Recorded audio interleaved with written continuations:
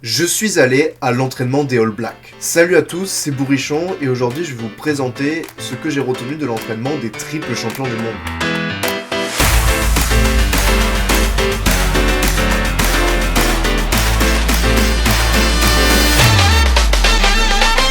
Pour remettre un peu de contexte, cet entraînement s'est déroulé le lundi 18 septembre 2023 au stade Chaban-Delmas de Bordeaux, le stade de l'Union Bordeaux-Bègles. Les All Blacks avaient ouvert leur entraînement spécialement délocalisé, car je vous le rappelle, la ville hôte des hommes en noir est la ville de Lyon, et ce sont 10 000 personnes qui ont eu la chance d'y assister. Je n'étais donc pas le seul à y être. Enfin bref, rentrons dans le vif du sujet. L'entraînement, comme pour chaque équipe du monde, commence toujours par des petites courses sous une pluie battante. Il continue avec des séries de petites passes. Cela permet de continuer à chauffer les articulations comme les chevilles, les genoux, mais aussi les poignets, les coudes et les épaules. Au départ, seules des passes classiques sont effectuées. Puis, au fur et à mesure, les joueurs commencent à faire des passes de basket, des chisteras et autres croisés. Ensuite, les premiers exercices commencent avec un atelier de jeu au pré. Ici, 4 puis 5 joueurs viennent se placer dans une cellule de 3 avants, avec 2 joueurs démarqués. Le receveur choisit soit de faire une passe à son plus 1,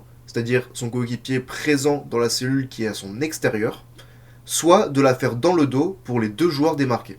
Le deuxième exercice ressemble à une mise en place. On a une équipe placée pour attaquer et une équipe en défense avec des boucliers. Ici, on révise les placements, les combinaisons et le plan de jeu.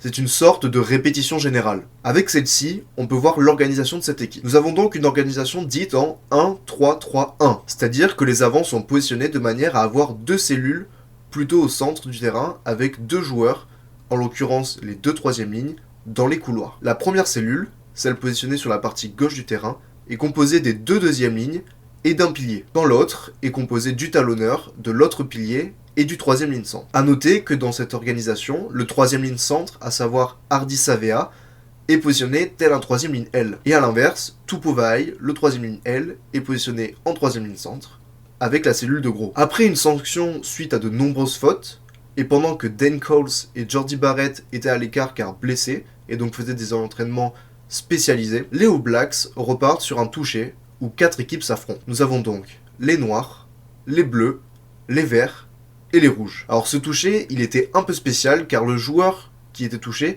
n'était pas forcément obligé de s'arrêter. Et je vous avoue, j'ai pas toujours compris les règles car des fois des joueurs étaient touchés et pourtant continuaient une course sur 10-15 mètres. On a pu voir beaucoup de passes après contact, beaucoup de chisteras. Et l'objectif de cet exercice était de rechercher les espaces vides. Pour la défense, son objectif c'était de combler ces espaces vides. Ensuite, pendant les 5 minutes qui suivent le toucher, les joueurs vont faire un exercice de plaquage. Il est un peu particulier car chaque joueur doit plaquer un sac qui n'est pas en face de lui. Par exemple, lors du premier temps, le joueur de gauche doit aller chercher le sac tout à droite, quand les 3 autres se décalent seulement d'un rang pour aller plaquer le sac juste à leur gauche. Et lors du deuxième temps de jeu, c'est l'inverse, c'est le joueur qui est tout à droite qui doit aller chercher le sac tout à gauche, et les 3 autres joueurs se décalent d'un rang vers la droite pour aller plaquer le sac qui est directement à leur droite. Les coachs vont ensuite séparer le groupe en 2. On a d'un côté les avants et de l'autre les 3/4.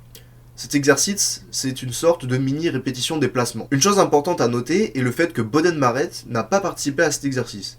Je suppose donc qu'il avait une petite gêne, voire une petite blessure qui a dû l'empêcher de se donner à fond. Mais néanmoins, il a fait le reste de la séance d'entraînement avec tout le groupe. On peut voir aussi que dans le groupe des avants, nous retrouvons Finlay Christie et Damian McKenzie, sûrement pour assurer la liaison avant 3/4 qui est très importante lors des matchs, et que dans le groupe des 3/4, on retrouve Hardy Savea. Alors là, j'ai pas trop d'explications, surtout qu'il a fait une majorité de boucliers, comme sur l'image. Je sais pas. Et donc, Boden Barrett et son frère Jordi, qui lui est blessé depuis plus longtemps, se sont mis à l'écart pour ne pas participer à la dernière partie de l'entraînement. Enfin, nous arrivons sur le dernier exercice de cette séance. C'est une situation de ballon de récupération suite à un jeu au pied de l'adversaire. Les défenseurs passent au sol quand le ballon est tapé pour avoir du retard. L'attaque, quant à elle, doit trouver les zones faibles de la défense qu'elle devra exploiter afin de contre-attaquer. Enfin bref, l'entraînement des All Blacks se finit donc sur cet exercice et je vais vous dévoiler ce qui pour moi devrait être la composition des All Blacks face à l'Italie. On devrait avoir une première ligne Tuonga Fassi, Taylor et Lomax. Alors à voir, parce que Lomax, on le sait, il est blessé. Mais là, vu la séance, il se donnait à fond, donc je parierais sur le fait qu'il soit titulaire. Mais sinon, ça devrait être Nepo Laolala. On devrait avoir une deuxième ligne Barrett Retallick, une troisième ligne Kane Savea Vai, avec Kane qui serait capitaine, une charnière Smith Mounga, une paire de centres Avili Yohane, et un triangle arrière Telea, Fainganuku et Boden Barrett. Et enfin, comme remplaçant, on devrait avoir Tokeyao, Newell, donc Laolala ou Tyrell Lomax, Sam Whitelock, Dalton Papali'i, Cameron Roygard, Anton Linderbrand et Will Jordan. Après, ce n'est que mon avis évidemment, et la composition des All Blacks n'a pas encore été dévoilée. En tout cas, j'espère que cette vidéo un petit peu spéciale vous a plu. N'hésitez pas à vous abonner, lâcher un pouce bleu et m'écrire un commentaire, notamment pour savoir quelle serait votre composition à vous. Moi je vous dis à la prochaine, c'était Bourrichon, ciao ciao.